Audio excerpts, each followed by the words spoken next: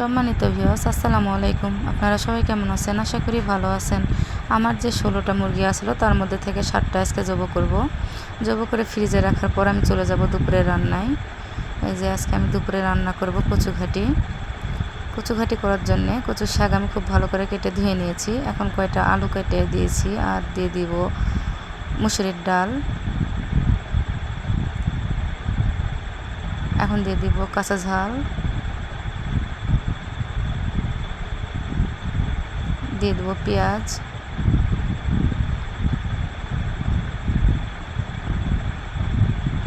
দিয়ে দেবো লবণ, এখন দিয়ে দেবো হলুদ,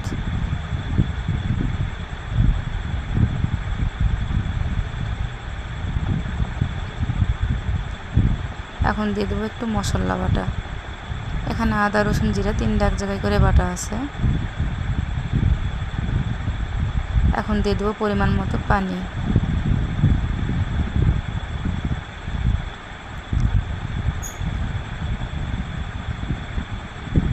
এখন একটা ঢাকনা দিয়ে ঢেকে দিব। এই যে আমার ভাত হয়ে গেছে। আমরা যে বাসায় থাকি সেই ভাবির ভাতও উঠাই দিয়েছি।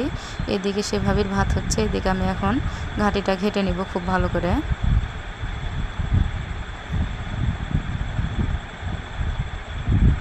আমার ঘাটিটা যেভাবে ঘাটা হয়ে গেছে, ভাবির ভাতও হয়ে গেছে। আমি এখন ঘাটিটাকে তাড়ানি করব, সেই জন্য একটা কড়াই বসিয়ে দিয়েছি। দিয়ে দিলাম পর্যাপ্ত পরিমাণ তেল।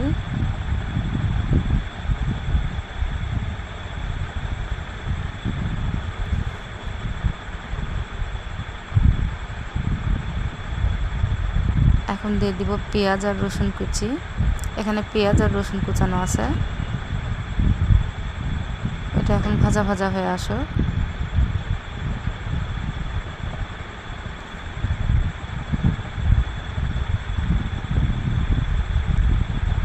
এখন দিয়ে দেবো ডাল তেলানি।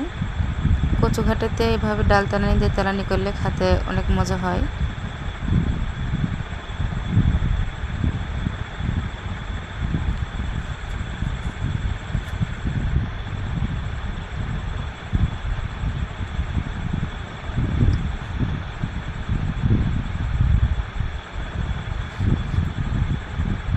আসলে আমার রান্না শেষ, ওর জন্য জালটা একটু আস্তে হচ্ছে দেখে হতে দেরি হচ্ছে।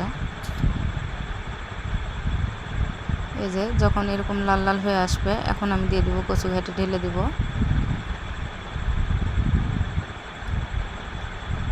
এখন এটা ভালোভাবে নাড়াচাড়া দিয়ে নামিয়ে নেব।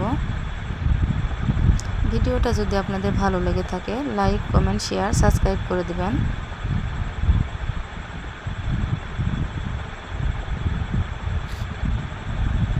এভাবে করে কচু ঘাটি বাসায় একবার হলো বানিয়ে খাবেন।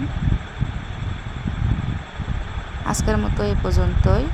সবাই ভালো থাকবেন। আসসালামু আলাইকুম, আল্লাহ হাফেজ।